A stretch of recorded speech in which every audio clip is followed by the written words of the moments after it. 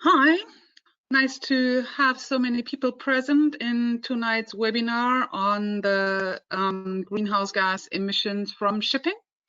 I'm very happy that I have two wonderful participants hosting this webinar with me, which is Dardenne from Transport&Environment and Jens Schabacher from the German Greens, who has a lot of experience in shipping and also in innovative solutions to reducing the emissions from shipping. First, I would like to explain some of the rules of this webinar. We will use the names, not the surnames, so be prepared that everyone is just called Joe or Jens or Jutta. And this webinar will be uploaded after completion, maybe next week. I'm not sure yet. So if anyone wants to stay anonymous, that's just fine. But be prepared that you might hear your own voice in the internet next week. We will have everyone muted at the moment because it's much easier to do a webinar when there is no disturbing noise in the background. But of course, you can ask questions, and whenever you do so, you can put in your questions either in the chat or in the questions, or you can raise your hand. There's a raise your hand sign also, and we will then unmute you for any questions that may come up. When you have a question, please just shortly tell us who are you and who do you want to pose the question to. And we will try to keep track, of course, but judging from the last 7 webinars, there might be a little bit delay to have all the people putting up their questions. And if there are any questions which we cannot answer within the time slot that we have now, we will be glad to answer them via mail later. Feel free to send an email. Yes, to introduce, I'm the rapporteur on the greenhouse gas emissions from maritime shipping file, which is up in the European Parliament right now. This is a more or less follow-up file because the European Union set up the MRV system, monitoring, recording, verification of CO2 emissions by maritime transport. And this regulation is now up to be revised because meanwhile the International Maritime Organization has set up a known data collection system, and in order to lessen the administrative burden for the shipping companies, it was decided that we might have a look how this can be aligned. But as we have this file on the table now, and as maritime shipping is responsible for such a large portion of the emissions, it's 2 to 3% of global emissions, which would be the 6th biggest country if it were a country in counting the emissions. So I thought we should just take this opportunity and start actually doing something about these emissions, not only counting them. I mean, counting is fine. To collect data is really important, but at the end of the day, it's action that matters, and it's climate action that we need urgently now. And I would just share, to have an easy start, I would just like to share some impressions. I spent several days in the port of Rotterdam and also the port of Hamburg to have a look at what's actually happening, also to speak with people who are really there doing hands-on work and being able to tell me a lot about the shipping sector and about the challenges which have to be addressed when tackling this. So how does it work? Mein Bildschirm übertragen. Okay, this starts with Hamburg for some reason, although I wanted to start with Rotterdam. Well, never mind. There's Rotterdam. I hope everyone can see it now. Joe? Yeah. Yes. Okay. So this is a very small Jutta before very big ships. you must know that these ships you see in the background are about a kilometer away. So it was the only way to get the whole of the ships on the picture actually, and we just stopped the time when we were whoops, what happened now? There it is. We stopped the time when we passed the back side of the ship until we came to the front side, and we were walking for a full 3 minutes. So you can probably imagine how big these ships really are, and it was quite impressive, to be honest. Okay, there I'm sitting with the people from the Port of Rotterdam, who are telling me a lot about their challenges, especially on data exchange, which is really an issue. I shouldn't have thought it actually, because we have the Single European Sea Initiative, but it's not yet implemented well enough. So Rotterdam says if everyone would just share their data and also have a common approach on what data do we want to collect and how should we exchange it, then we could really save some emissions by these very simple manners. There I visited TNO. TNO is a research organization who are working a lot on innovative engines and innovative ways to capture sulfur emissions, actually, which is not really a greenhouse gas, of course, but it's very important concerning pollution, especially pollution in ports. And they are also looking at a life cycle approach on greenhouse gas emissions, because, of course, you shouldn't just count the way from the bunker spot where the ship fuels up to the chimney, but also how is the fuel delivered to the bunker spot and how many emissions will be set free on this way. Yes, and this is with an NGO who are also working a lot on maritime issues, and they were very happy actually to see the climate scarf, which I'm wearing in this picture. And this climate scarf represents the deviations from the global temperature mean starting in 1880. These are all these blue colors, and the very red and even purple colors is the 2000s, and it's very clear to see that we have an issue here. Okay, and these are impressions. The right picture is from the Port of Rotterdam Authority. They have their offices in a very high tower, so it's very impressive. You can almost overlook the port, although the Port of Rotterdam is on the Maasvlakte, which is an island far away in the at the mouth of the Maas, now out in the North Sea. So that's the reason why all those cranes are so far away. But we also took a boat, and you can see those wonderful cranes before the setting sun, which was very pretty to drive by. But the ferry which we're taking was overtaken by a container ship carrier, and that was making so high waves. I was like, okay, is this ferry going to sink now? But the captain was like, don't worry, we're doing this all the time. Okay, so this was Rotterdam. Come back. And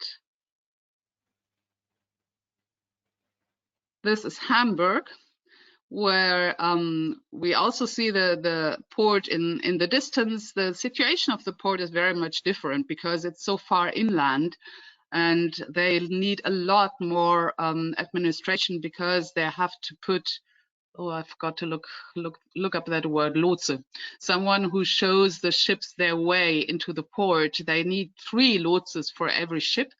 One is on the ship, or actually one is on a separate boat, and one is in the central, looking at all this via radar and trying to make sure that no accident happens. These are the people from the Helmholtz Center who are also working on maritime transport a lot, and they are also looking on ways how to separate certain gases. So they also explore how we could, for example, make sure that we don't have so many methane emissions, because a lot of ships want to switch to LNG, liquefied natural gas, because the issue of pollution, sulfur compounds, and the like is much lower, but the greenhouse gas emissions are actually not better than if you would use bunker fuel in the first place, because methane is such a powerful greenhouse gas. Yes, and this is a very impressive little robot. This little robot is used to deploy shoreside electricity to ships which are docked, because right at the moment, most ships who need electricity on board for lights, for cranes, for whatever, they just leave their engines running to have electricity. And of course, this produces a lot of pollution, and the people in the ports are not very happy about it. And so Hamburg started very early and put up this innovative project of having shoreside electricity, at least at some barges, in order to lower the pollution in the port. And this little robot is needed for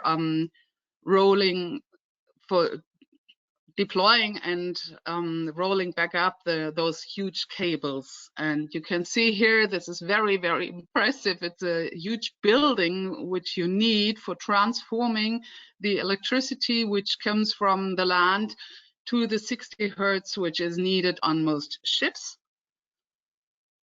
These are the people from Hapag-Lloyd whom I was talking to, and in the back, it's not very well visible, I'm sorry. They showed me their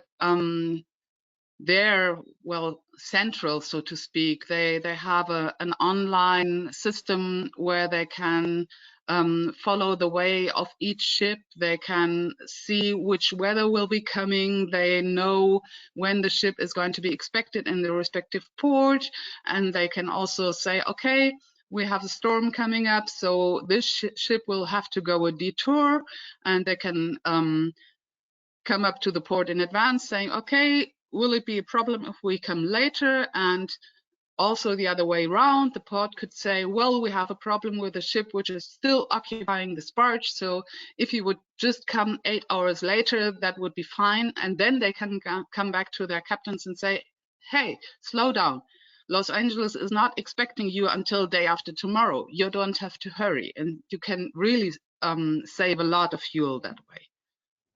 Yes, and this is the membranes which they are exploring at the Helmholtz Center where they are trying to separate certain gases. I thought this machine was so impressive. That's why I took this picture. Okay, that was something just to have everyone into the picture, but it's well, it's more or less just to give an impression on what a rapporteur actually does. We are not only talking to fellow MEPs, we are also talking to people who are actually working on the issue. We're talking to scientists, we're talking to NGOs in order to get a full picture of what this issue is about. Well, talking about NGOs, Joe, you're from, I think it's the only NGO who actually covers maritime shipping. And as I said, shipping is a very important sector when it comes to climate. And the IMO itself says that there might be, if no measures are taken, there might be an increase of 50 to 250% until 2050. So what, in your opinion, is the biggest challenge? What action can we take now? Thank you, Jutta, and thank you for inviting me to the webinar to present what we're doing with Transport and Environment and share our insights. I think, as you say, there are real challenges today because the shipping sector's climate impact is expected to continue to increase and be very dangerous. And I think the two main reasons why that keeps on increasing is maybe the first one is because shipping is maybe not as consumer facing as other polluting sectors, like aviation, for example, or other modes of transport. You know, you look in the sky, you see a plane, but you know, it's not often that you get to see ships unless you live near ports or near sea or waterways. So I think there was kind of this out of sight, out of mind mentality that didn't help addressing the climate issue. And the second one is it's not a surprise that, you know, one of the most polluting modes of transport is unregulated, and I think it hasn't been properly regulated. That's why it's also being continuously increasing its damage on the climate. And I think part of why that is because we haven't found the right scope of action. You know, if we act on shipping's climate impact at a national level, it's too small. But then when we act at an international level, at the IMO, for example, we have 190 different countries. It's too big. You know, it's difficult to find consensus. It's difficult, as we've seen, to be effective. So then we come to Europe, and Europe is the right size. Europe is the right scope. It's not too small. It's not too big. And it's the right timing, and we have the right ambition. I think, as you say, the main challenge we have today with shipping and transitioning towards greener shipping is the technology, because technologies today to help, you know, resolve the climate impact of shipping are expensive. They're much more expensive than the cheap and polluting and dirty fuels that we use today. So not only are, you know, the technologies, the gap between those technologies in terms of price so large, it does require a lot of investment as well in infrastructure. You know, there are, you know, large scale infrastructure needs, and that will cost a lot of money. So in order to rise to that challenge, we need a regulatory push. We need legislation at the EU level to kickstart the development of these technologies, to help them evolve, to deploy them, to make them commerciable, to make them work. And then on long term, they will become cheaper. So it's about pushing regulation to send the right signal to the market, to the industry, to the investors, to say, okay, this is where we're heading. There will be no more dirty, cheap fuels. There will be clean alternative fuels. There will be electricity in ports. There will be green infrastructure. So I think that's key, and that's very important that today the climate impact of shipping needs to be regulated, and at the EU level. And I think maybe just to add on that, and why Europe is so important in terms of timing as well, is we see today we have a European Green Deal. We have Mrs. von der Leyen and her program that clearly mentions the need to tackle maritime emissions. We have the European Parliament as well, supportive of tackling this issue. So there is, you know, a lot of ambition, there is momentum, and I think it's time, as you say, Jutta, to transfer that ambition into legislation and into binding requirements, to force the market and force the shipping sector to decarbonize. And I think the main, maybe 4 or 3 main messages to make sure that that transition is possible. The first one is applying the polluters pay principle to the sector. It's important to put a price on carbon, to put a price on the emissions in order to discourage the use of bad polluting behaviors. We need to put a price on that to move the market towards cleaner alternatives. We need to make sustainable affordable. The second point is we need to ensure that there is a target, that the sector has a reduction target, a clear, timely and ambitious target to reduce its emissions, and that climate policy actually focuses on the operational side of the ships, not just the design, but, you know, whether how much cargo they have, the actual efficiency of the ship, the speed of the ship. All these operational factors are very important and need to be used as tools to clean up the sector. And the third one, I think, one of the most important is we need to invest in clean fuels and clean infrastructure. If the infrastructure is not there, we won't be creating demand, and the market will not develop. So we need to invest and provide, also specifically in ports, provide the right infrastructure to deploy those clean solutions that are today too expensive. Okay, thank you, Joe. That was very comprehensive. And actually, sorry, touching upon no, that's fine. upon everything. That's what we were thinking about too, because up to now the shipping sector is the only sector that doesn't have any targets, that has no price signal for CO2 emissions, and that's what we are trying to do in the draft report which I handed in. And I'm very glad that most of my shadow rapporteurs from the other groups are also very prominent on this issue, saying we have to tackle this now and we can't wait for the IMO to bring everyone together, because they will be waiting for the laggards and that will not bring us forward. And as to global competitiveness, I've often heard this this argument, well, we must not be too tough on EU shipping companies because that's a global market and all that. Well, Volkswagen is also active globally, but still they have to adhere to German laws, of course. So as long as we're being non-discriminative, as the MRV as it is now, the regulation, it's not looking at the flag state, it's not looking where is the shipping company situated, it's not looking, I don't know, which nationality does the captain have or whatever. It just says every ship calling at EU ports, period. And actually, I can't imagine that any ship owner would say, well, I'll just not go to the EU anymore because I will have to pay a price on carbon, so I will sell my televisions in, I don't know, Venezuela or whatever. I don't see this. I don't see this, because at the end of the day, the ships are not coming to the EU because it's so nice here, but because they want to deload their cargo.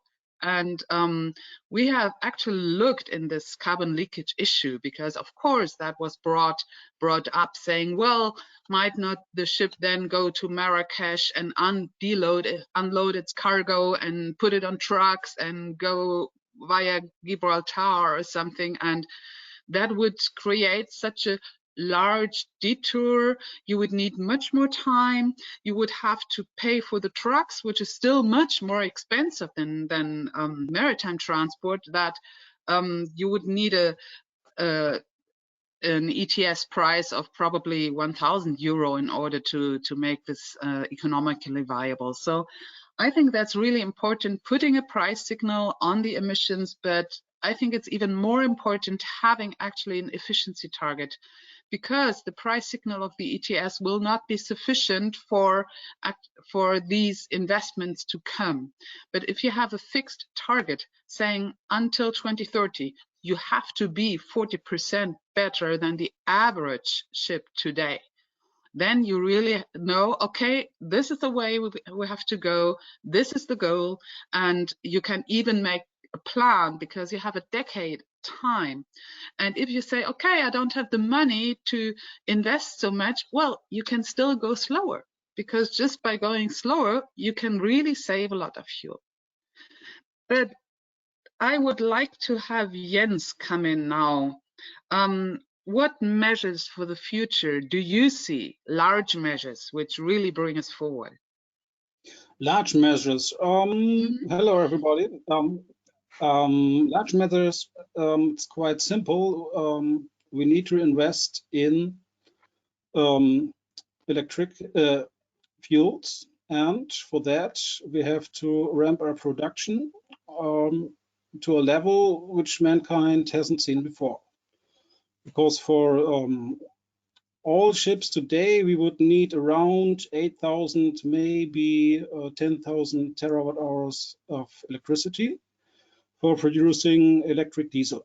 And electric diesel is still today and until today the most promising fuel, because it's safe and reliable. So we should build up a carbon fund and make the shipping companies indirectly paying for building solar power plants in Greece and Italy and Spain, and offshore wind farms in all West Coast countries in the European Union.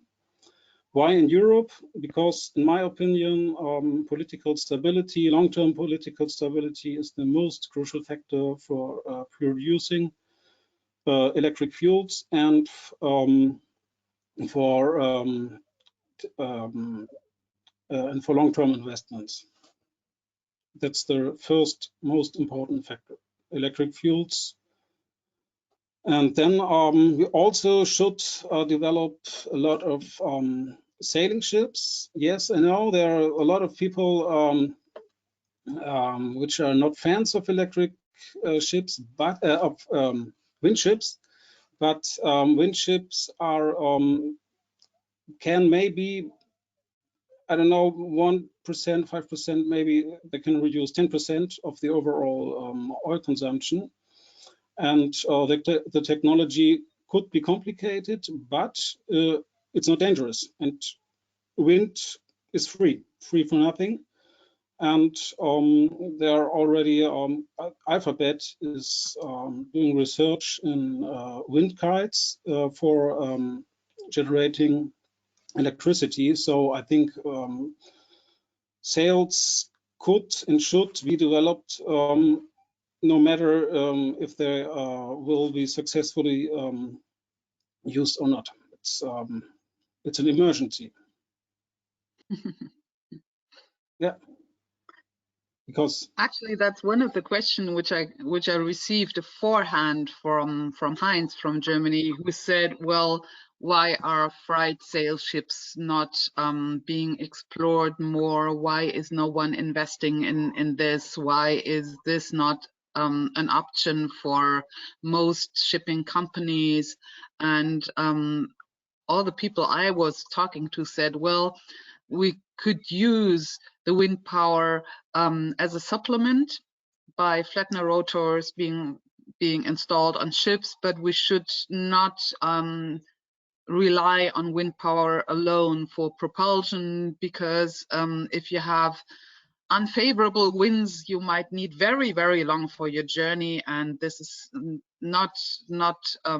just not doable for a lot of goods. What do you think? In my opinion, yes, it's a solution, and solutions are good. They're not bad. And as we all know, that it's simply clear that wind cannot provide the whole energy. But if we could save 5% or 10% of a deep sea shipping vessel of the oil or burnt on the journey from Europe to China, that would be great. So everybody who could do this should do this, and after a while, when the technology is really mature, the shipping companies will use it because it's cheaper. So just look at the electric cars. 10 years ago, it's just an eco dream, and now all large automakers are in trouble because they fear that they can be overtaken by Chinese companies or by Tesla. So just move forward. And I think we have in northern Germany, in East Frisia, I think we have very good flattener rotors, and the development is going further and further and further. And we have artificial intelligence, we have internet, we have everything. We can land robots on the Mars. So maybe we can also at a very high cost, I may put in. Yeah, but so you know, Yes.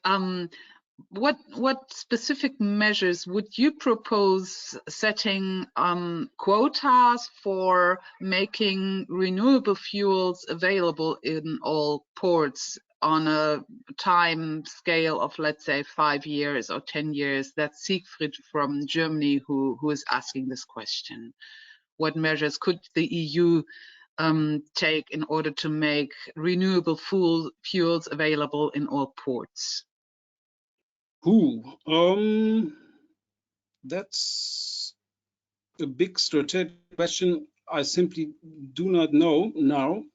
I would say that we should start with mandatory shore power everywhere in all European harbors.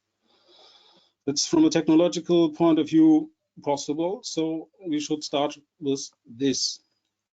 And then the second step should be hybrid propulsion for all small and medium-sized ships. Why? Because it's possible, and we have a lot of battery plants in Europe already. I think 3 in Norway, 3 in Germany, and 1 in Switzerland. And they can produce a lot of maritime batteries. And with maritime batteries, you can sail into the harbor only with batteries, using batteries, and you can leave the harbor. So you can save the environment and the population in harbor cities. That's a second small step, I think.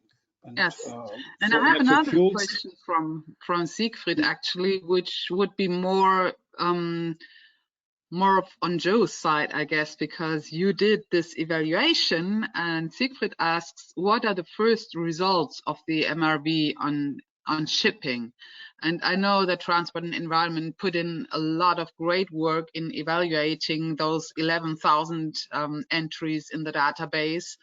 And I think there are some very interesting conclusions on this evaluation. Would you like to share this? Sure.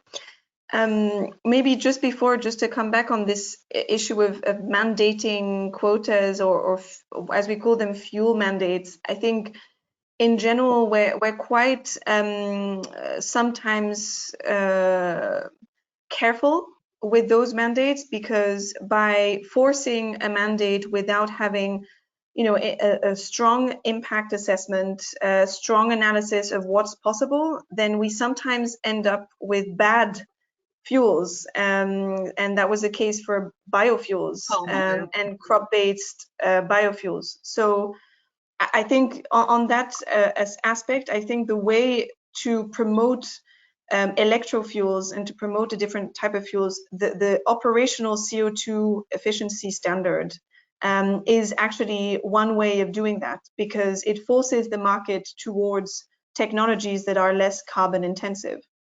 So hopefully that measure is more also operational. So it doesn't mean step by step you can force shipping companies to, as you say, Jens, invest in sail assist technologies, maybe cleaner fuels, reduce their speed. But I think that's potentially a way of driving that fuel policy forward.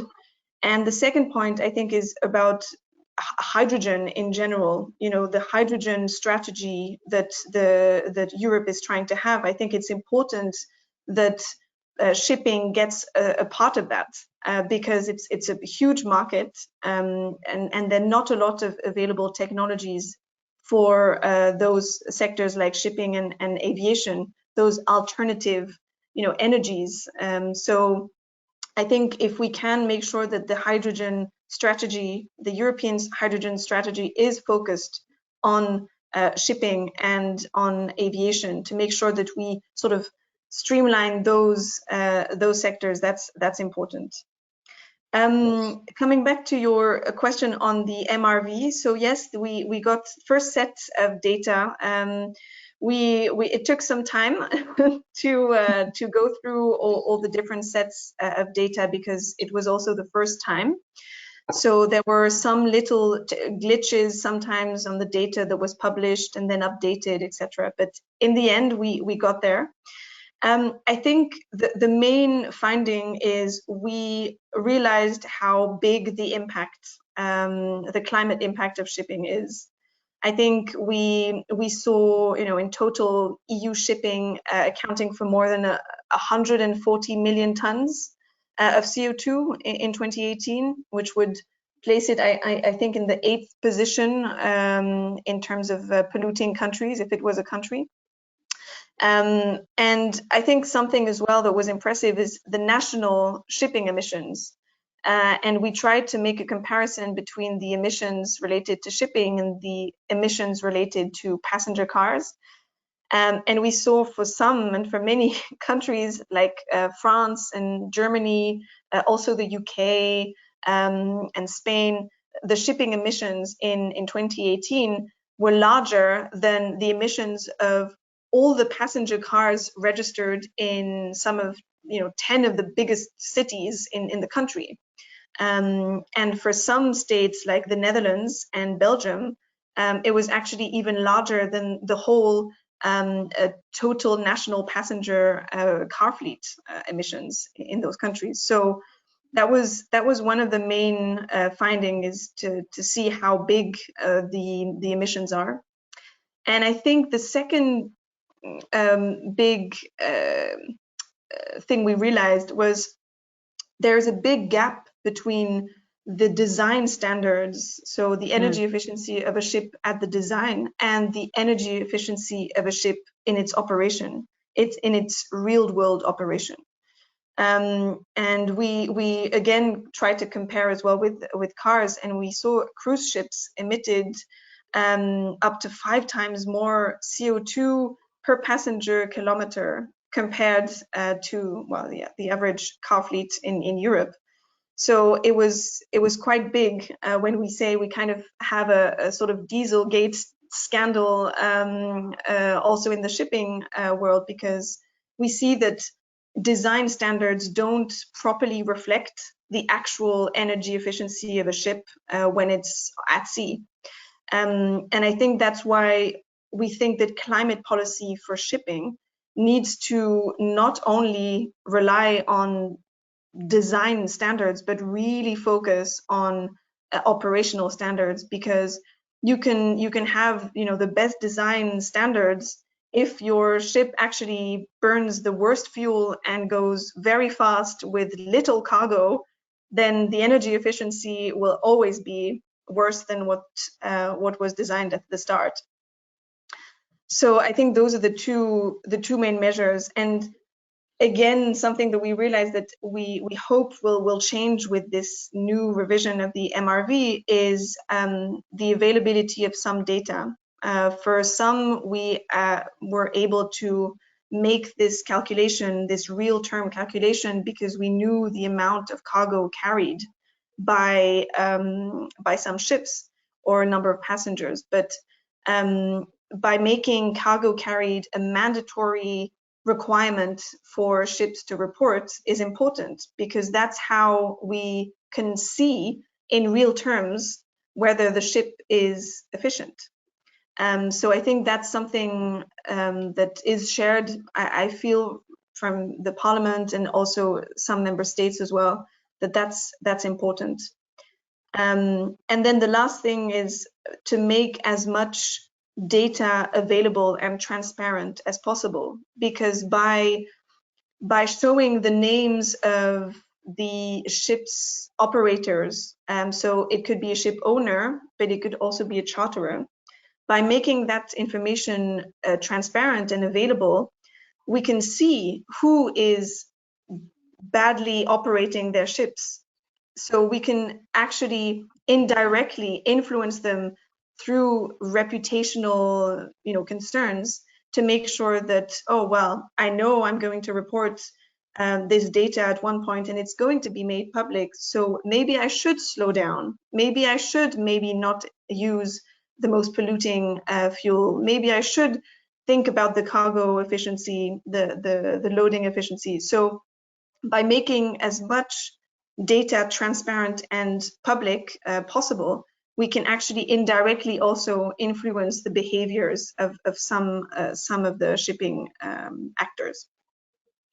Actually, that was a great concern of many ship owners who said, well, we own the ship, but actually we are not responsible for the way the charterer is operating the ship. So please don't put the blame on us, because we can hardly set up a contract saying, well, you can have our ship, but you may not go faster than, I don't know, 12 knots or whatever. So they're more or less depending on the operator taking the responsibility too. So we made sure that it is already in the regulation, because the definition of the company is not the ship owner, but the person who's, or the company which is responsible for the commercial operation of the ship. So this is already in the regulation.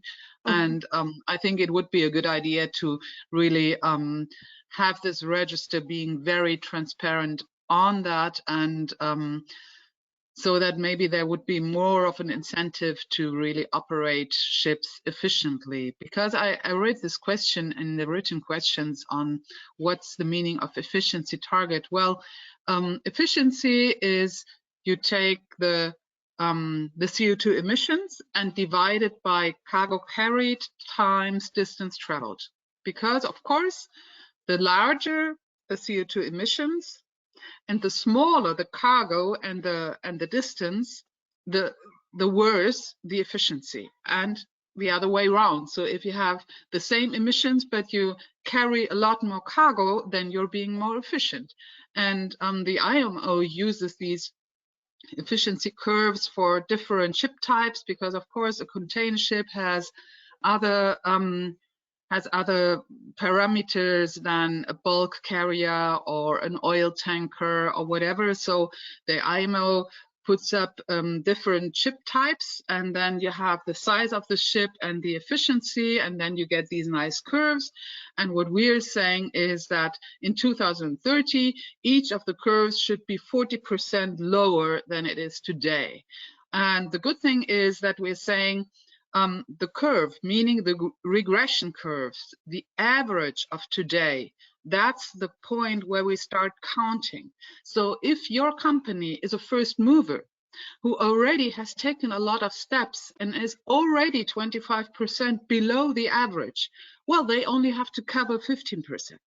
So that was very important for us, not to punish the first movers, so not attributing that target to the individual ship, which would be very unfair, because if you have already done a lot, like having a different hull, like having a very modern engine and all this, then you're already lower than the average, and you shouldn't be punished for that. You should be rewarded on the other hand. So you must be 40% below the average. If you're already below the average, you only have to cover the remaining part. That's basically what we are proposing in the draft report. And I found a lot of colleagues in European Parliament who also thought that this is a good idea.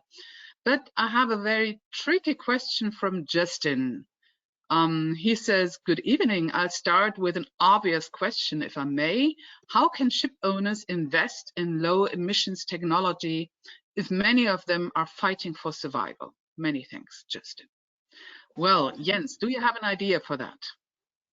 In Norway, there's a very good example. There is the NOx fund, and this fund is collecting money for pollution from polluting, and then the ship owners can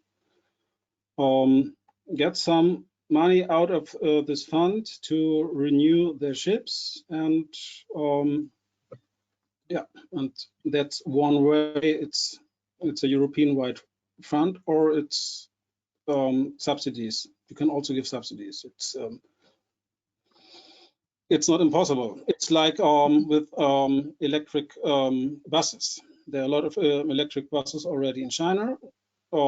In Europe, many countries have started to subsidize electric buses, and you can do the same for hybrid ships and for electric ferries, if you want to do it. if you don't want to do that, you cannot do it. It's quite easy. And I must say that, yeah, in Europe, I think in Europe we have the most advanced shipping technology in the world. And therefore, it's not only a question about the environment and to make it more expensive. It's also a question of economical strategy. So I think the shipping should also be viewed as a high-tech sector for the 21st century. Maybe if I can add as well to that, I think there are these techniques called contracts for difference. They were used, I think, in Germany. It's a similar scheme when they were trying to make sure and push renewable electricity generation by financing the difference in cost of producing and connecting renewable electricity to the grid. So the government would finance the operational costs and expenses of producing more sustainable energy. So this, if we apply it to the shipping sector, and especially given, with the ETS and with carbon pricing, we will get, an amount of revenue that can be reinvested in those sectors. And if we use contracts for difference, we can use them to help support those companies and those shipping companies that maybe have difficulty today in paying for the operation of a greener ship, because maybe some ports don't have the right fuel, or it also requires changing routes and it has some costs. Then you can have a contract for difference that is an indirect subsidy by the government, not to buy a ship, but to help finance the additional cost created by the use of a more sustainable ship.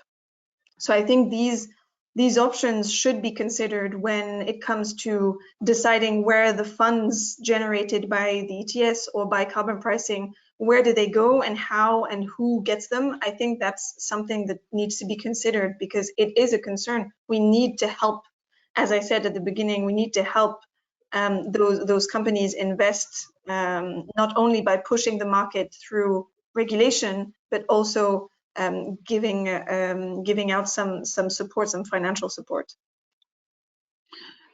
Thanks for this opening, because that's actually what what I have put in the draft report, because we propose to include shipping in the ETS, which is largely supported also by the European Commission, although they say, well, not just now, maybe later, and we say, well, why not now? But with the ETS, looking at the current ETS price, it would be remarkably less, because the ETS price has gone down due to the economical impact of the COVID crisis, of course. But still, if we include shipping in the ETS, we would create quite some revenues, about 3 times as much as the IMO proposal of creating a bunker fuel tax, basically, or a bunker fuel surcharge globally, which would could be recalculated to an ETS price of 50 cents per ton, which is really not a lot. So at the moment we're, I think, at 16 euro per ton, and at the beginning of the year it was nearly 30 euro. So if we take the money which would be collected if shipping were included in the ETS, of course we would have a portion of the money which goes to the respective authorities who are managing all this, because you need to set up a system, you need to collect the data, you need to have the whole administrative body above this, of course. But still, you have quite some billion per year which you can really put into a maritime decarbonization fund. And through this maritime decarbonization fund, you can invest in cleaner ships, you can support, for example, also short sea shipping, because that's a sector which could be decarbonized very, very easily. because it's much easier if you only have to go like, I don't know, 80 or 100 miles towards the next island than if you want to go all the way to China.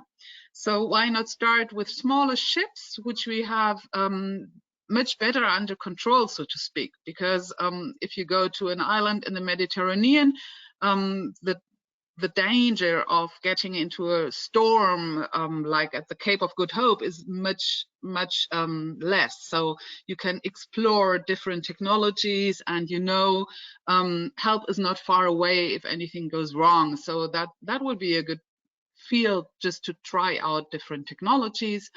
Most of the researchers I've been speaking to we're not so much looking into electrodiesel, but rather saying, okay, we need something we can, where we don't have so many steps when we start with green hydrogen. Everyone was adamant we can only use green hydrogen in the long run. We cannot use hydrogen which is generated from methane, but we have to use green hydrogen. And the more steps you need to turn hydrogen into a fuel, which you can actually put into a ship, the more energy you will lose on that way. And hydrogen is a great energy carrier, but unfortunately it's a gas which is very, very light. And in order to be able to use it as a fuel, you would have to condense it at very, very low temperatures. And that's challenging. That's really challenging.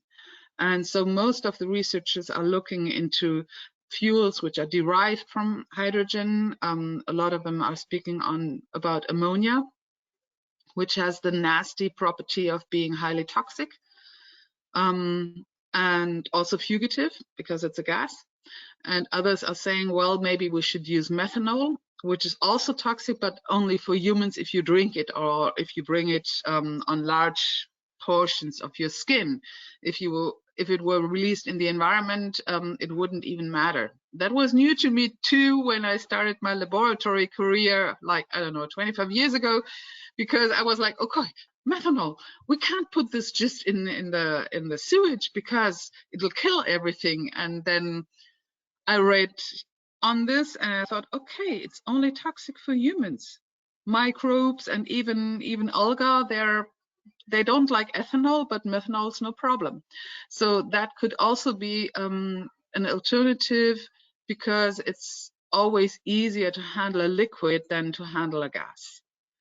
So that was the technology option, which was also raised by some of the participants and also from you right now. Now I have got Klaus who wanted to ask something. I'm just trying to unmute him. Okay. Klaus, you should be able to speak now. Hello, Klaus here. Hello, Klaus. Can you listen to me? Yes. Try to talk slowly, because sometimes connection is not so good. Thank you. I think why you don't drive the CO2 price higher, because 30 euros per ton is just much too low. We need as soon as possible at least 60 euros per ton, and has to increase year by year at least 30 euros. Otherwise, we never get carbon neutral in time. We don't have time till 2050. We have to reach it at least 2035. Otherwise, 1.5 Celsius, the target is not reachable anymore. Or do you see it differently?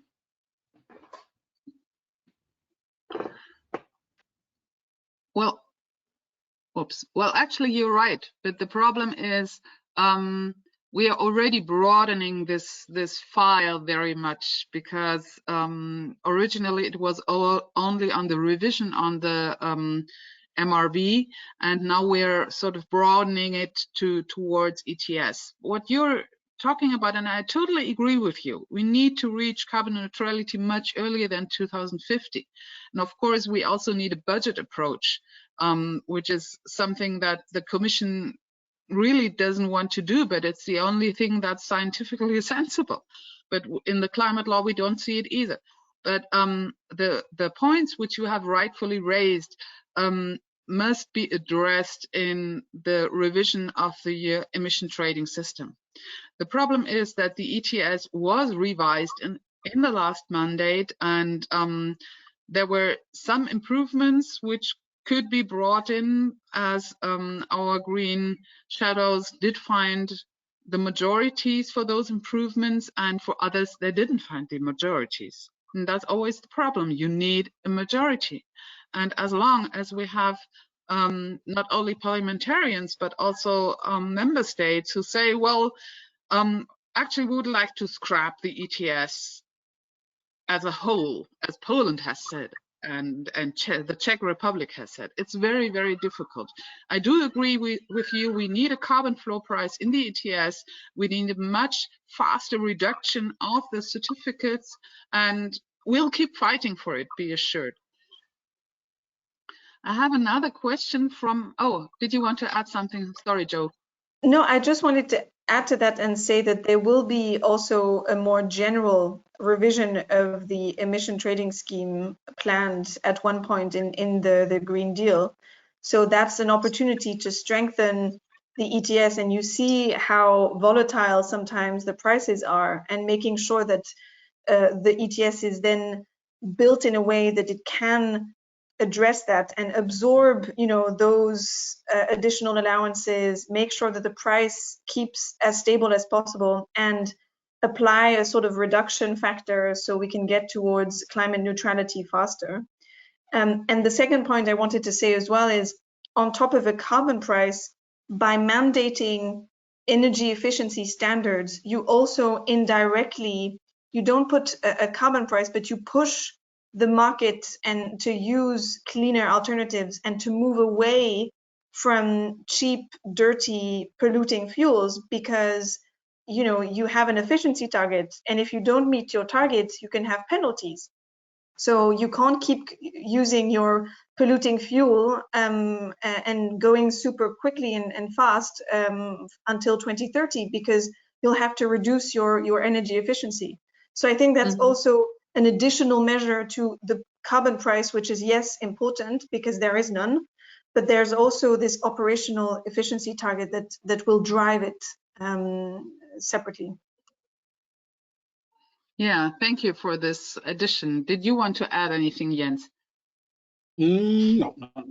No, okay. I have a second hand raised. This is Brian, whom I'm trying to unmute now. Brian, go ahead.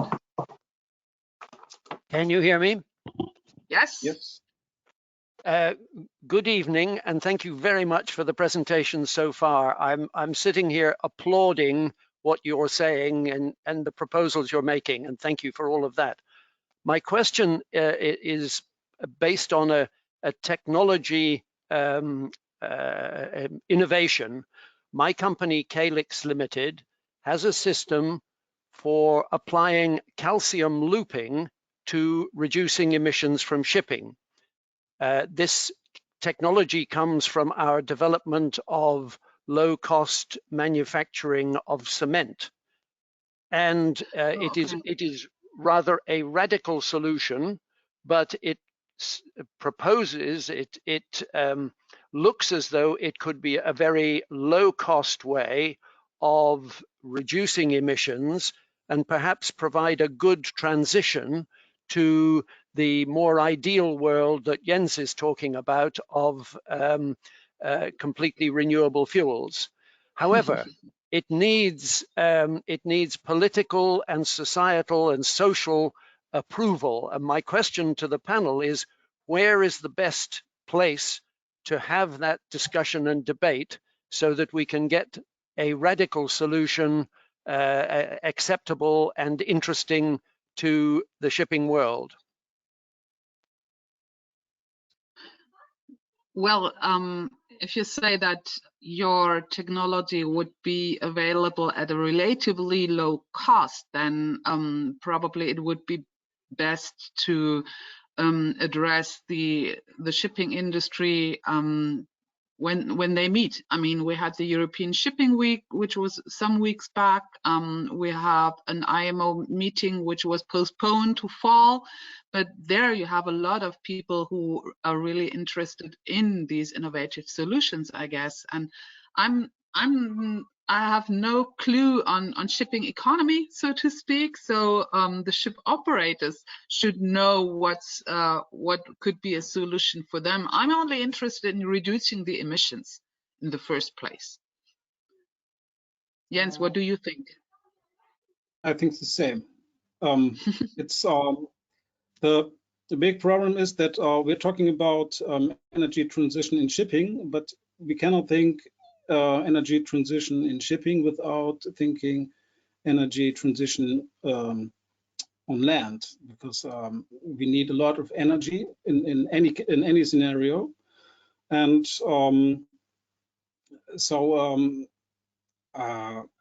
we have to reduce and build. We have to reduce energy consumption everywhere, and we have to build up a completely new economy. And I think that it could maybe be possible in the future if the technology is advancing very much with very new solutions that we can make shipping green, because it's from the perspective from today, it's almost impossible. You know, it's maybe someone will realize the super duper high temperature fuel cell with an efficiency around 90%, maybe, or someone else the graphene battery. But in my opinion, there are two possibilities. We have to produce a lot of electric diesel, or and for doing that, we have to make first the energy transition on land. So it's all these measures are in a setting it's which is a total difference from the practice from today, and maybe in the shipping sector could, in my opinion, is the last sector which can be absolutely carbon free. Yeah. And I think, I mean, the most advanced science that we do have is, you know, for future fuels is electric. It's, you know, green ammonia, green hydrogen. But then it doesn't mean that other innovations can't come about too. That's why it's important to have a sort of technology neutral approach to climate policy when it comes to shipping. I think that's a way of making sure that if there is an innovation that is commerciable, reduces emissions, and is scalable, economically viable, then yes, it should be part of the mix. But it has to be science-based. Yes, Absolutely. thanks for that. I have a technology question, a written technology question by Klaus, who is asking, is it possible to have ships that are running on bunker fuel today to have a fuel switch to hydrogen? Jens, what do you think? I think that probably would be nearly impossible because the necessary investment would be so large. You need different tanks, you need different engine. Electric diesel, maybe yes, but hydrogen is not totally, it's not an absolutely approved technology. I don't think so. Yes, it's technologically very complicated. No, unfortunately.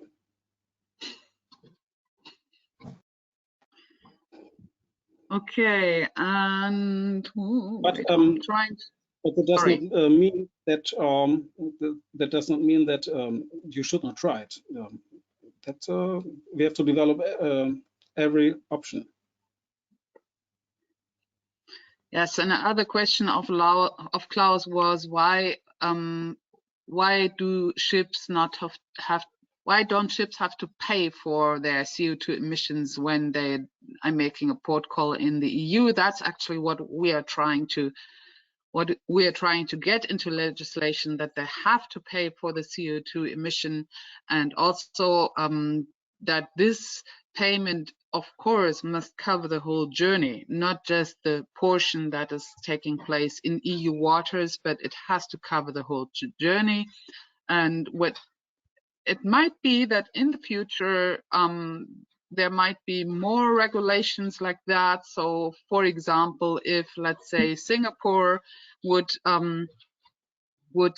bring in a similar regulation, then of course you would have to split, saying, okay, half the journey goes on Singapore and half the journey goes on the EU. But right now, I don't see that we have a lot of probability of this happening in the near future. Do you know anything about measures which are taken worldwide, Joe? Measures on, sorry, I didn't get the last bit. Do you know whether measures. there is another pricing system for CO2 emissions of maritime shipping worldwide? So, so there isn't, but there is a proposal for, as you mentioned, the bunker levy proposed by the industry, which is very, very low if you translate it into a carbon price.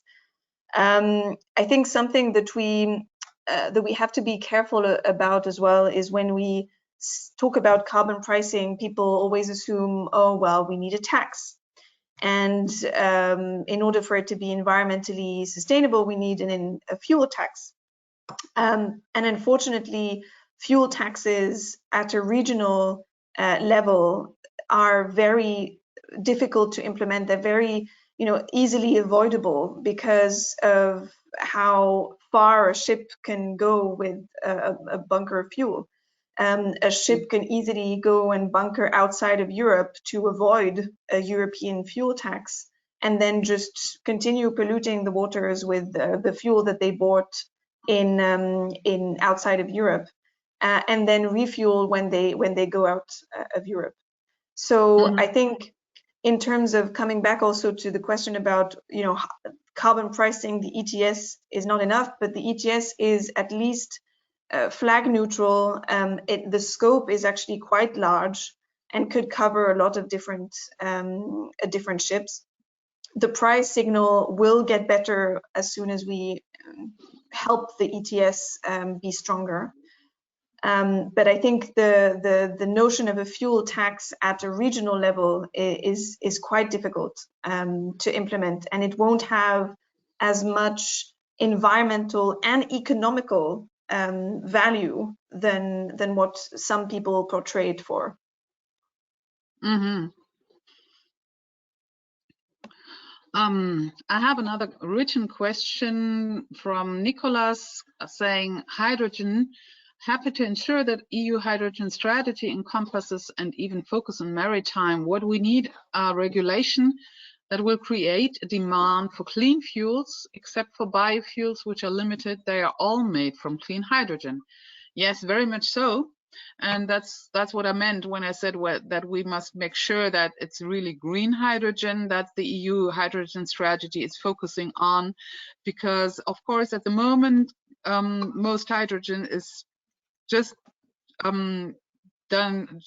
produced from steam reformation of methane, and of course methane is a fossil fuel in the first place. You produce a lot of CO2 in the steam reformation, and additionally you have the emissions of methane which happen from the well to the place where you produce the hydrogen. And methane, especially in a short time frame, is a very, very powerful greenhouse gas. And so that's something that I think we should not even think of when preparing the hydrogen strategy. Now industry is talking a lot about the so-called blue hydrogen, saying, well, we can go on producing hydrogen from methane. We just have to capture the CO2 and put it somewhere. There are not so many options right now. Norway is actually putting CO2 under the seafloor in old gas fields. And to be honest, I do think that we will have to talk about carbon capture and storage at some point, because we have a lot of industry processes where we have CO2 emissions which are not related to energy. For example, if you produce cement, you have to burn the calcium carbonate, and then the CO2 is set free, even if you use electricity to burn it.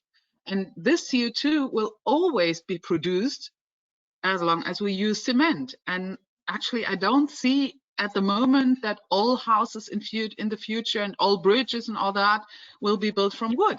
So we have to tackle these emissions, which we cannot prevent while we are still doing industry. And that's a field where we can think about CCS, because at the moment I don't see any other option, to be honest. And also we might need it to buy us time, because as somebody had already said, we need to be carbon neutral well before 2050 if we want to have a chance to stay below the 1.5 degrees target. But we should not use the precious CCS opportunities which we have, because we don't have abundant storage capacity where you can safely store CO2. We should use those for the sectors where we have no other options. And the production of hydrogen is absolutely no problem to do it without producing CO2. And what gives me really hope is that, well, some days ago we had the 20th anniversary of the Erneuerbare Energiengesetz, the renewable energy legislation in Germany, which was basically, as you said, Joe, a contract for difference for renewable electricity. And this has brought down the costs, or it was a big part of bringing down the cost for solar energy by a factor of 6 or 7. A factor of 6 or 7. If I just look at my own plants, I have two photovoltaic plants on my roof.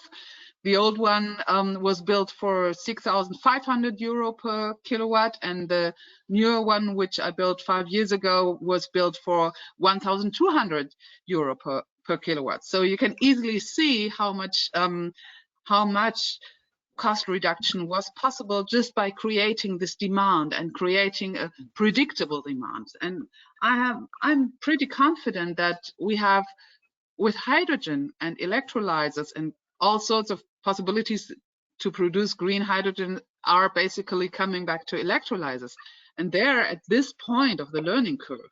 They haven't even started to go down. So I'm pretty well optimistic that there is a lot of cost reduction potential still. So how would you say, Jens, should we approach the hydrogen issue? I think I mostly agree with you, but we can take a look at cars. You can use hydrogen for cars, but nobody, or maybe just a few people will buy them. So I think we will not have the problem that in land transport people will use a lot of hydrogen, because there are solid state batteries expected to be produced in the midst of the decade. So and with those batteries, cars can go 800 kilometers or 1,000, and you do not need hydrogen for trucks anymore. So I think this sector is relatively safe, regardless European lawmaking.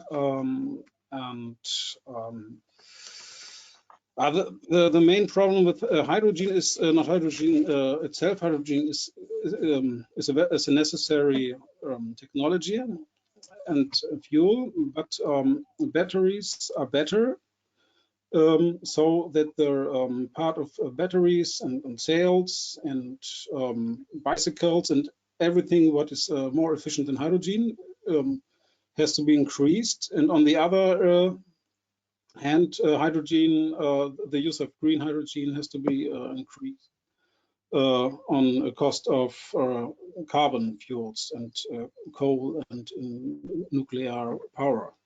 So that's so the hydrogen discussion is complicated always. Yeah, so if you want to build hydrogen ferries, you can maybe forget to use solid-state batteries in 2025 for ferries. But for ferries in the Baltic, you can probably only rely on batteries and some generators for emergency situations. Yeah, that's my point of view. And I think that it's the overall efficiency of the chemical process is almost impossible to make more efficient, but we can reduce the cost of the production process. So if you have only one or two electrolyzers, it's of course more expensive, but when you have produced 200,000, 500,000, 1 million electrolyzers, the costs for the electrolyzers are lower, but the production would be always 3 times more expensive than the use of electricity in batteries. Yes, so of course. Yeah. I have another hand raised, and this is also a Brian, but Brian W. And before we had Brian S. And I'll activate your microphone, Brian. Brian, are you still with us?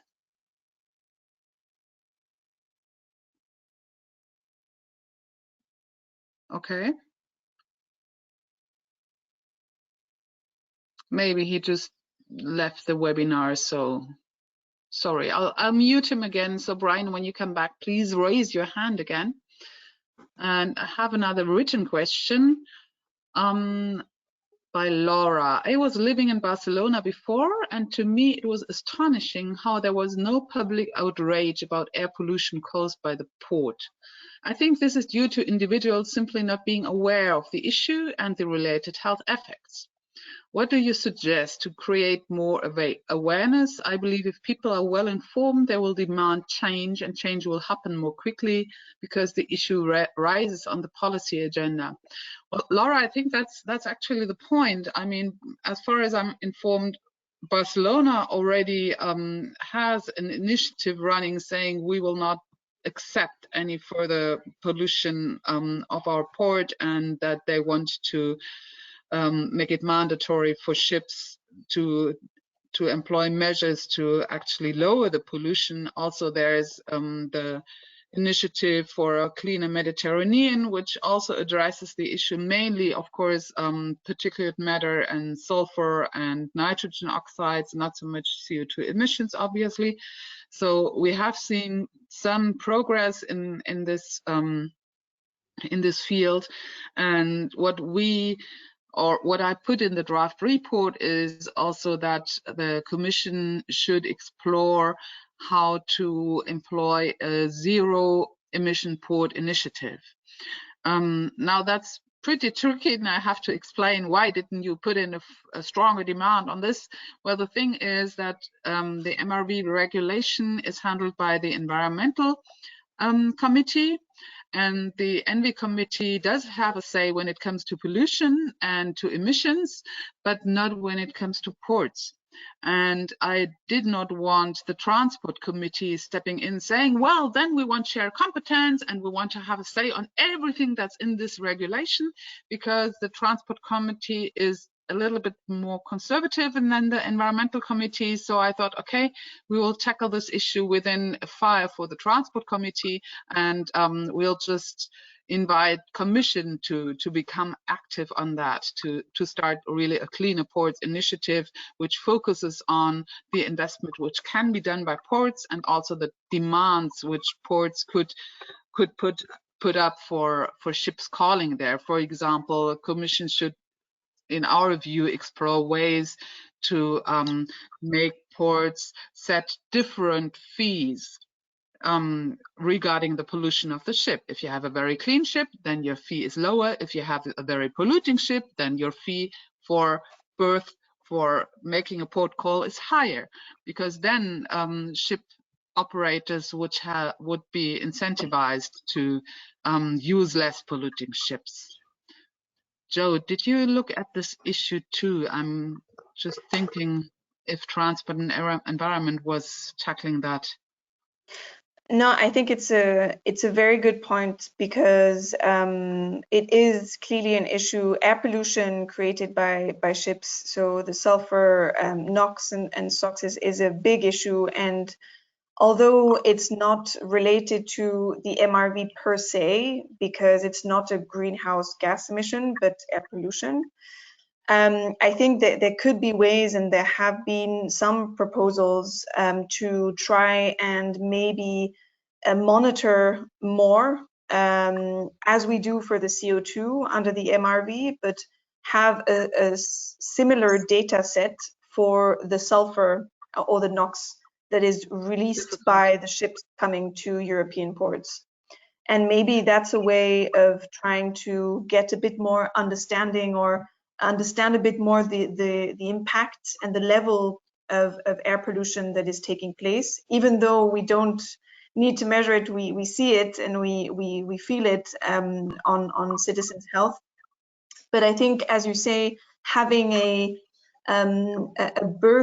zero emission at birth standard for ships is key, because this is where, you know, you can have zero polluting cars in the cities, you can have only electric cars, and you can have only trams and bicycle lanes, but then have a port and then have all these, you know, yeah, exactly, it comes back in. So I think having zero emission ports is key in trying to reduce all that air pollution in ports. I think that's something that it maybe not in the MRV file, but in probably the alternative infrastructure directive that mandates that further down the line. I think that's clearly something to push for sure. Yes, it's it was a big, sorry, I just wanted to share that I had very interesting discussion with the people from Helmholtz who are working a lot on that, and they use data from data collection measurement points at where ships come into the ports.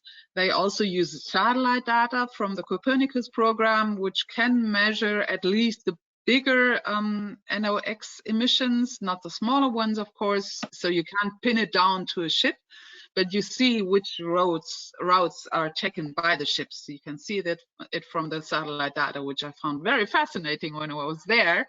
Jens, you should visit them sometime too. They're always happy to have someone who's interested in their work, I guess. And but a lot of the shadows, or all parliamentarians I had been talking to, were very, very much interested and very keen on this topic, because it really affects people's health. And the problem is that you can't measure it as easily as CO2, because CO2 is, well, you have fuel going into your ship and it comes out as CO2, because there is basically no other option of what the fuel is going to become. And on sulfur and NOx, it's much more difficult, because it depends so much on how fast are you going, what are the weather conditions, what's the state of your engine, and this all influences the emissions. So it's much more difficult to put a price on that. Jens.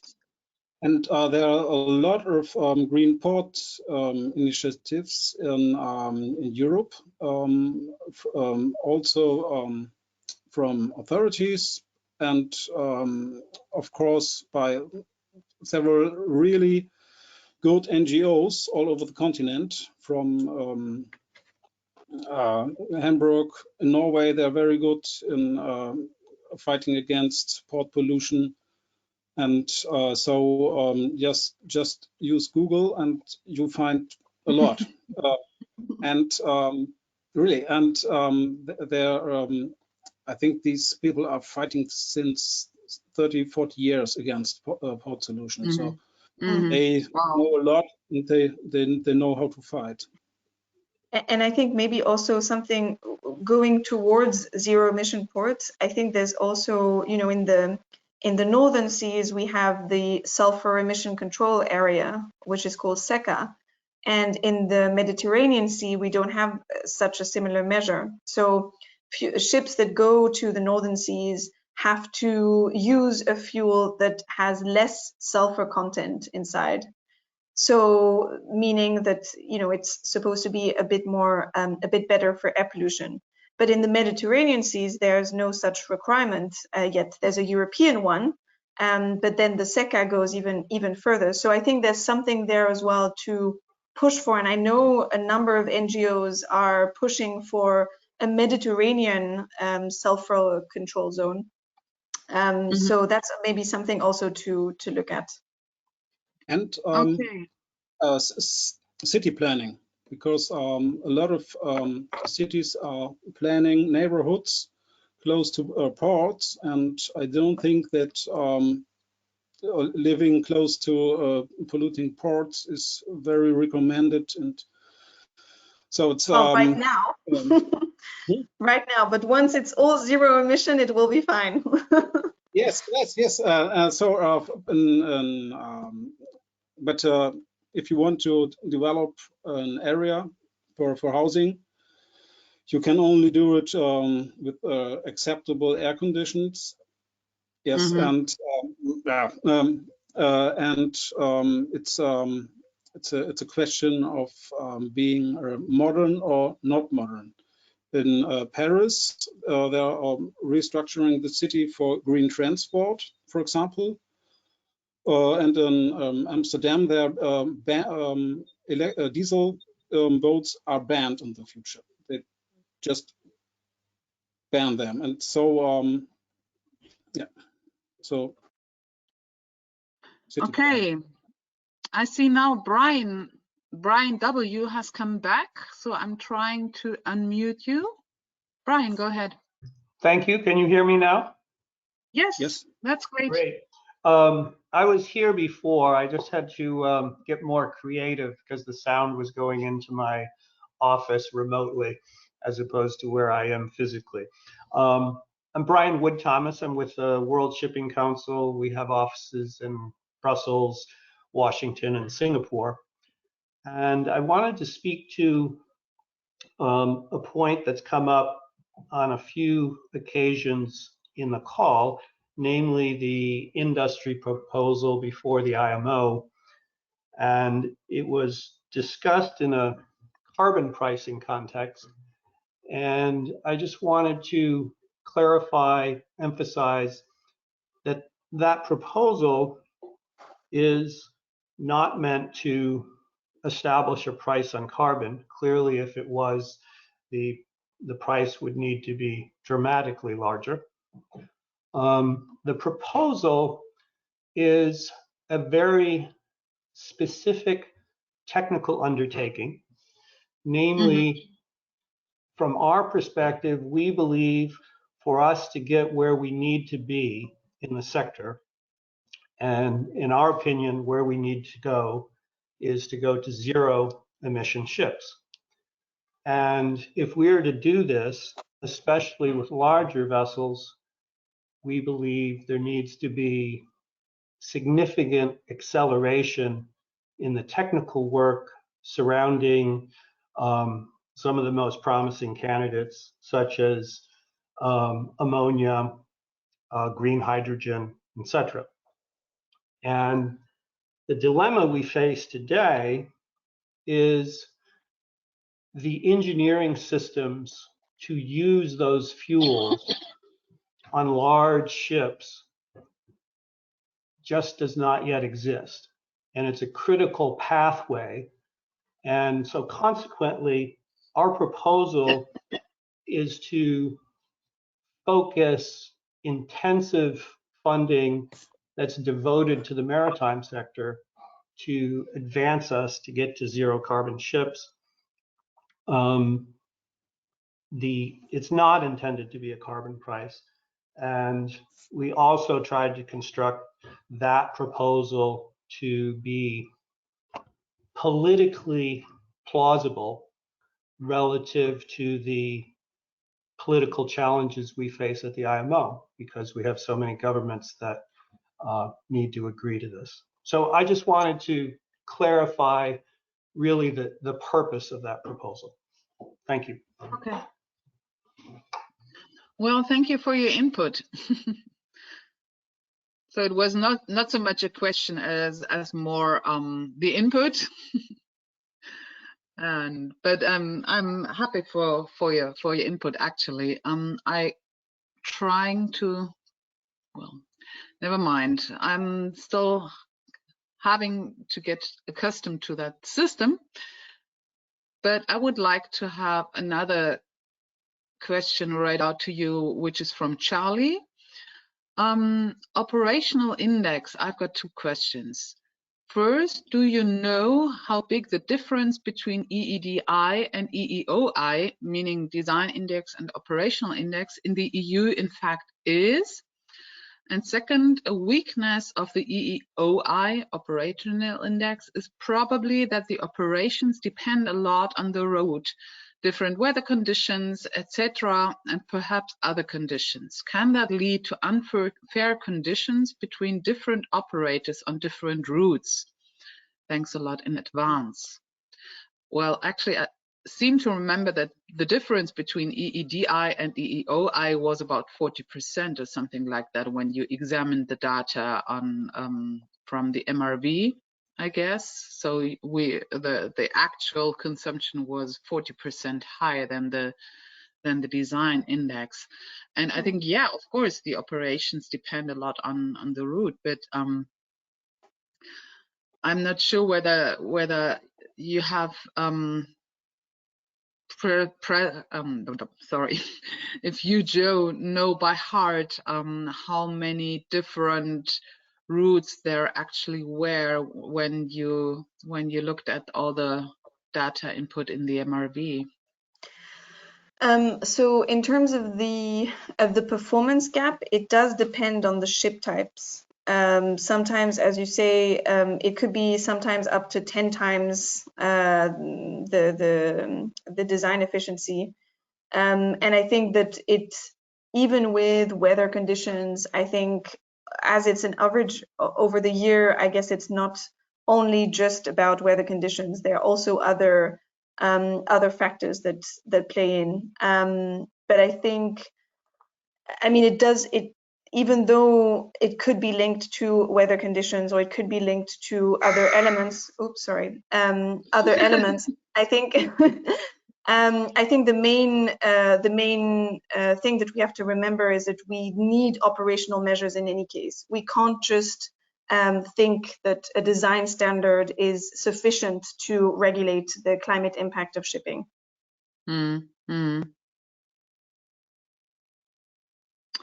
Yeah, I thought also that, I mean, when we look at the efficiency curves which the IMO has been producing for some years now, we have always a correlation between ship size and transport work.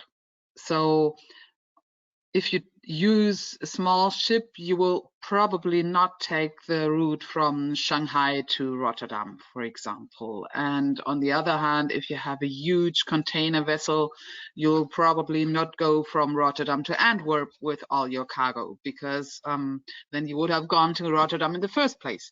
So I think that, as you said, that sort of levels out on average, because certain ship types always are going on similar routes. And of course, we have those line carriers where we have, especially on the larger shipping companies, that have sort of the same routes being covered once a week or twice a month or whatever, and they will always use the same ships for one route and the other same ships for another route. But I'm not sure whether these differences are so relevant when calculating this efficiency index.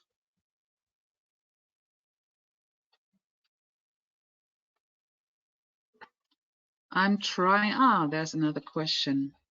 What about split incentives? Ship owner invests in clean tech on board, such as fuel cells or hydrogen ICEs. However, the operators are paying for the fuel, and hydrogen is still a lot more expensive than HFO or MGO, especially in container ships where the profit margins are low. How do we solve these split incentives? Well, actually, one idea would be that there are quite a few companies who have already united themselves in a climate coalition.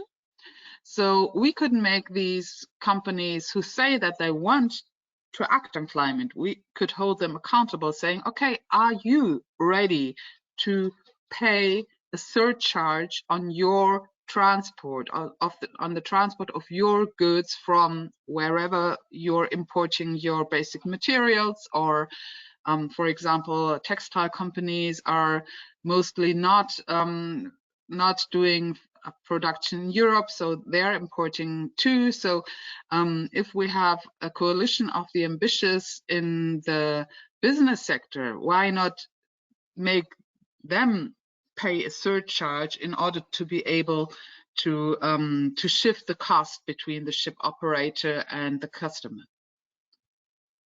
What do you think, Jens? You look sort of you don't believe it. I don't know much about this, so I was quite excited.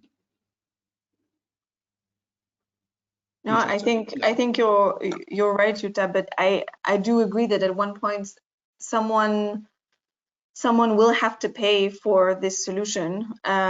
So I mean, we can build so many different schemes and ways of financing it, but it will have to be financed at one point. So yeah, I mean, the climate crisis demands it in any case. So, and I think yeah, maybe consumers should pay for it.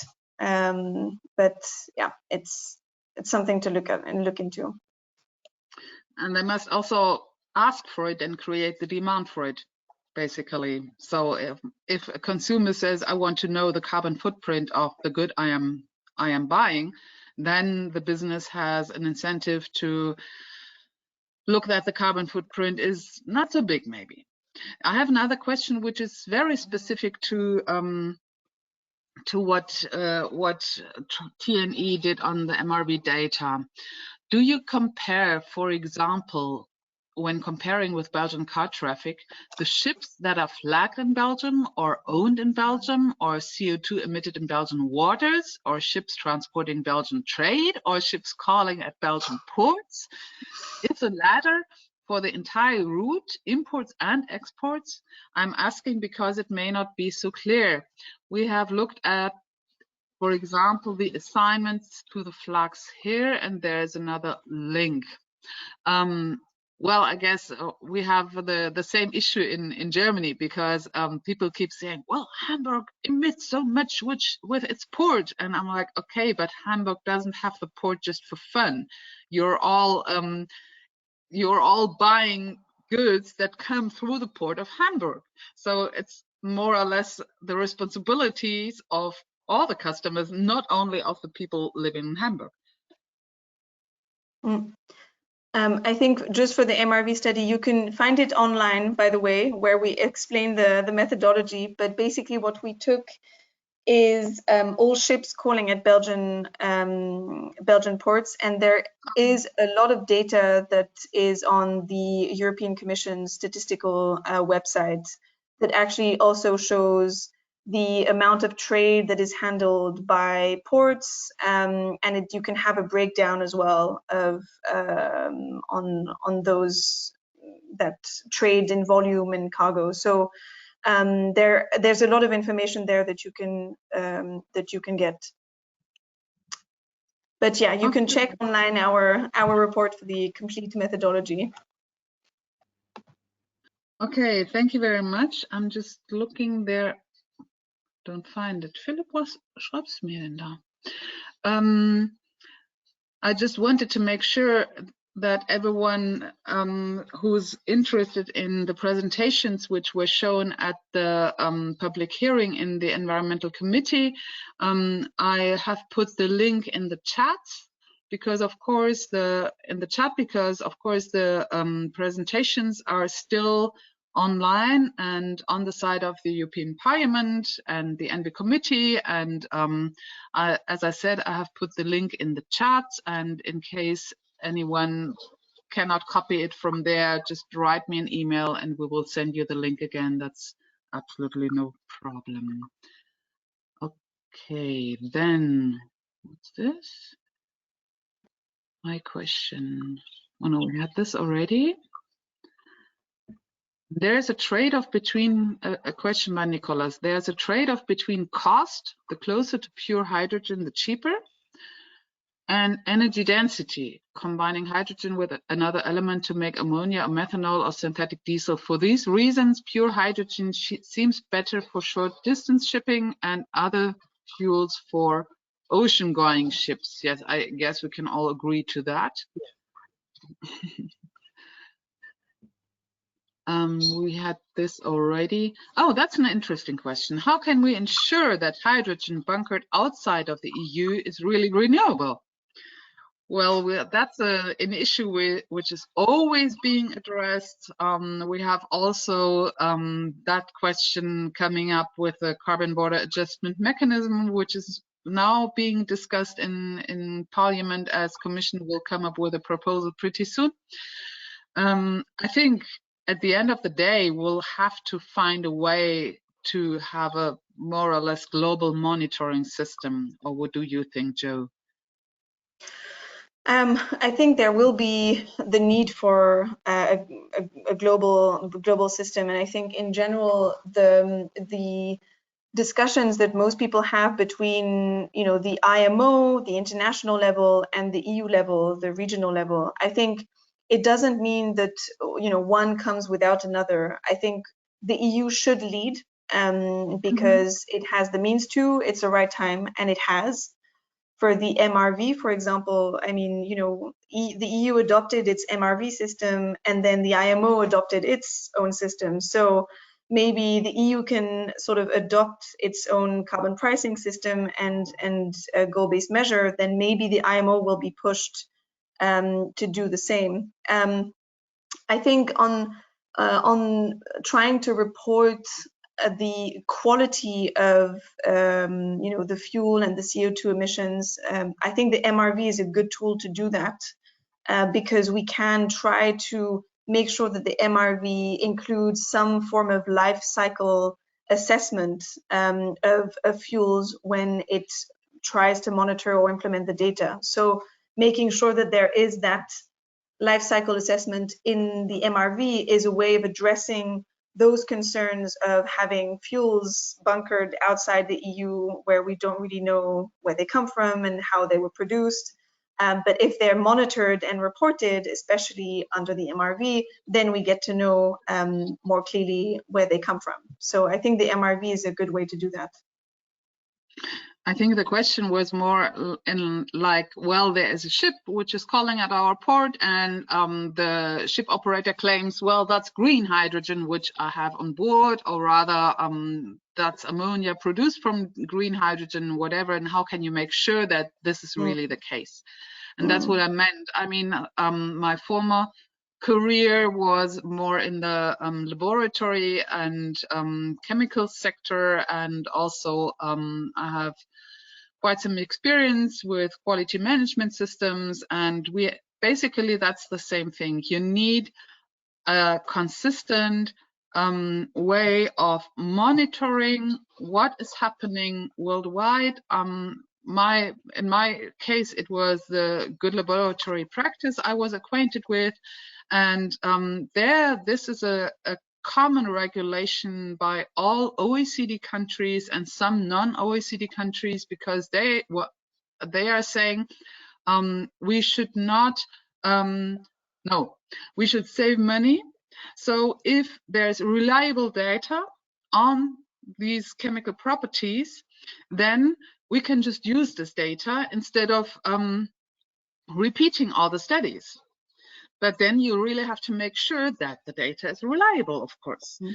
And there were those same concerns that some companies may do some studies and say, well, this is GLP, no problem, and that it would not be GLP at all. And then all sort of member states agreed, okay, we will do audits on each other's control system.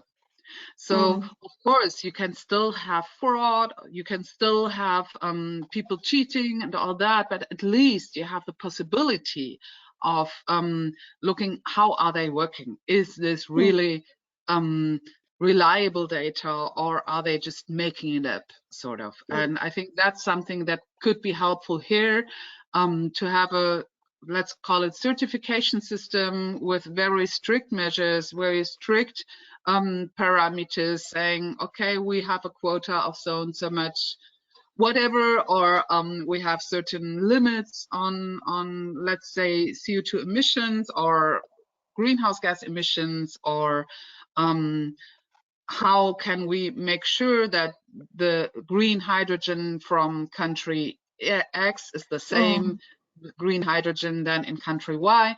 And then you have to build this trust by doing audits to each other. I think that's the only way where we can handle this issue.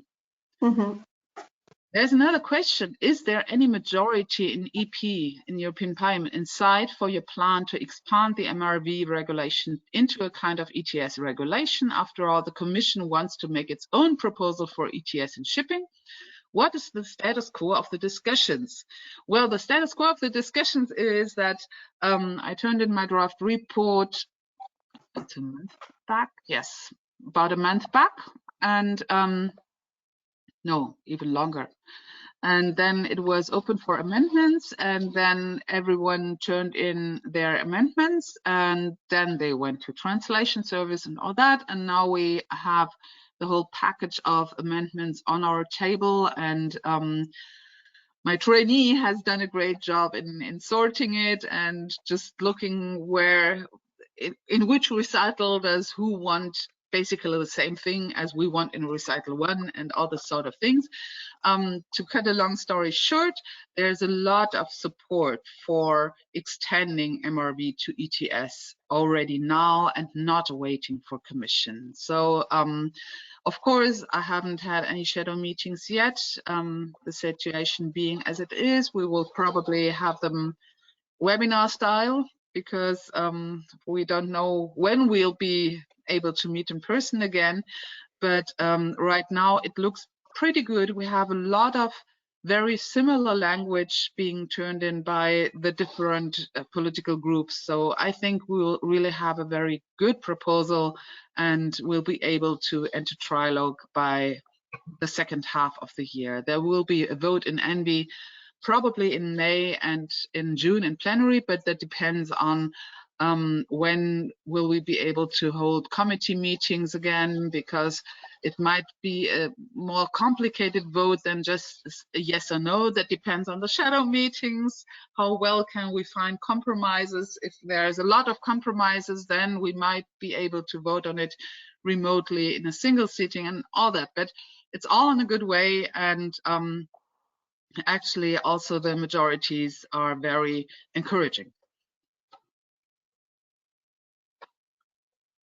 Okay, there is something else. On cement, the H2020 LEILAC project, H is horizon, captures the CO2 from the process. So cement can be CO2 free, but it needs sequestration of the CO2, costs some 30 euros per ton. If the ETS could apply to shipping as you advocate, our recast system could decarbonize ships for, say, 60 euros per ton of CO2. I'm not sure whether this is so easily possible because, of course, a cement plant is in one place and it doesn't move. So it's relatively easy to capture the CO2, put it in a pipeline, get it someplace. And I'm not sure whether there's already a system where you could do this on board of a ship. Jens, do you know anything on that? No, definitely not. I'm still wondering about Brian's statement. I think the crucial factor for green shipping is ammonia and high temperature fuel cells. So I have a question to you. Do you know, can you tell me about the status and the awareness of the European Union about high temperature fuel cells and ammonia? I don't think that we have any legislative proposal there. I mean, we have the hydrogen strategy coming up, and it might be an issue there.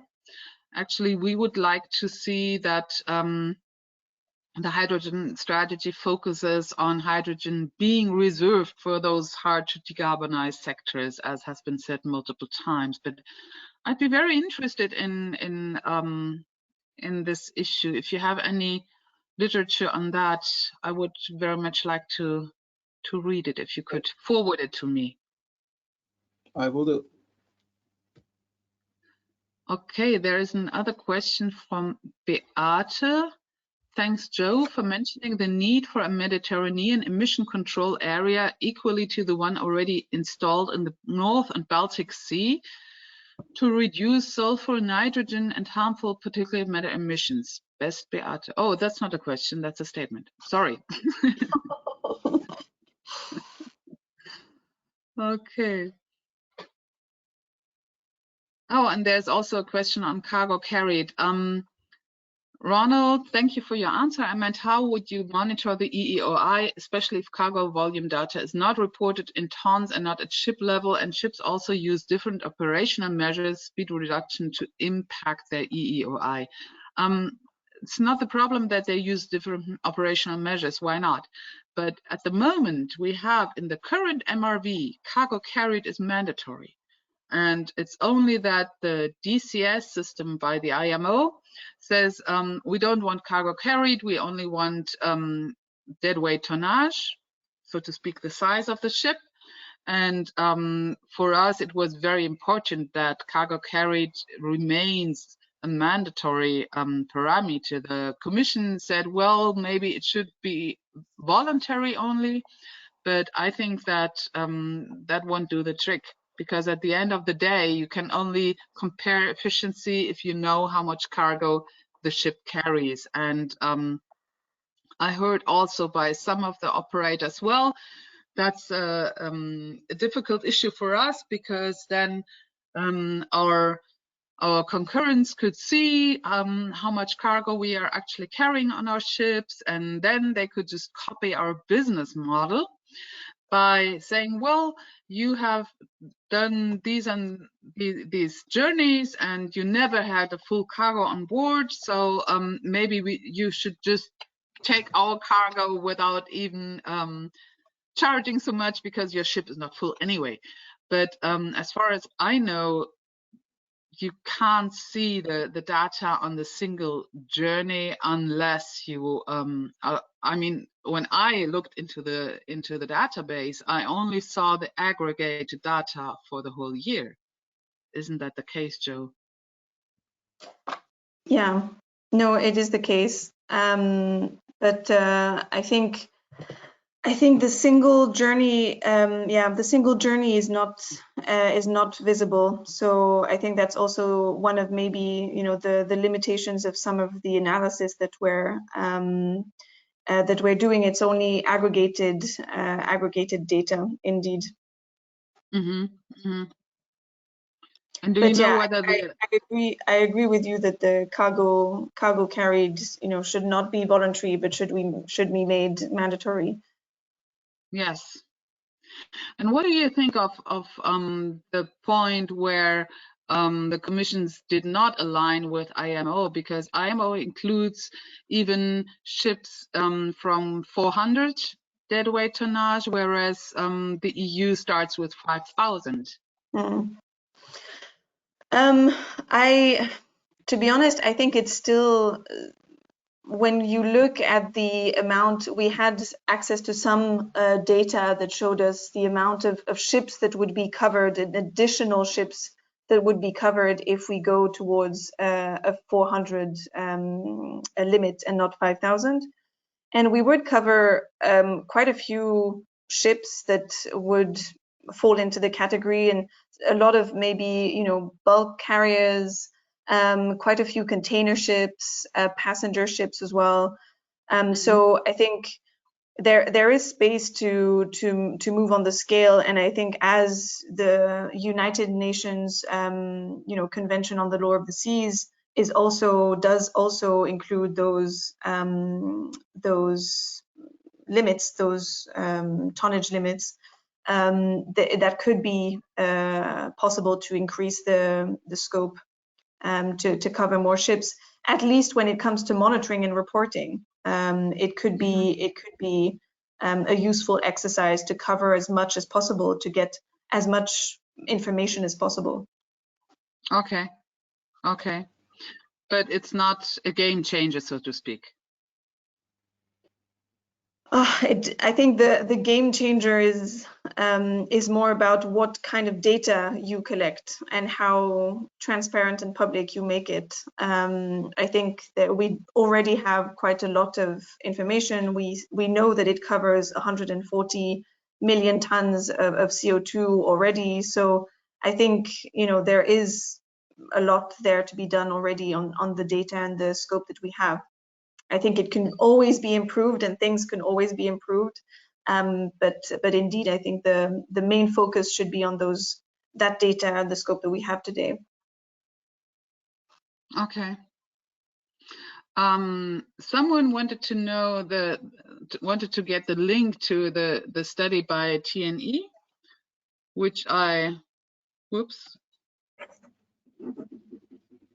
Yes, I put in the chat right now, and else you can find it easily by just navigating to TNE's website, and it's very, I find it super well. You can navigate very well on TNE's website, right? It's easy to find things. There is another question.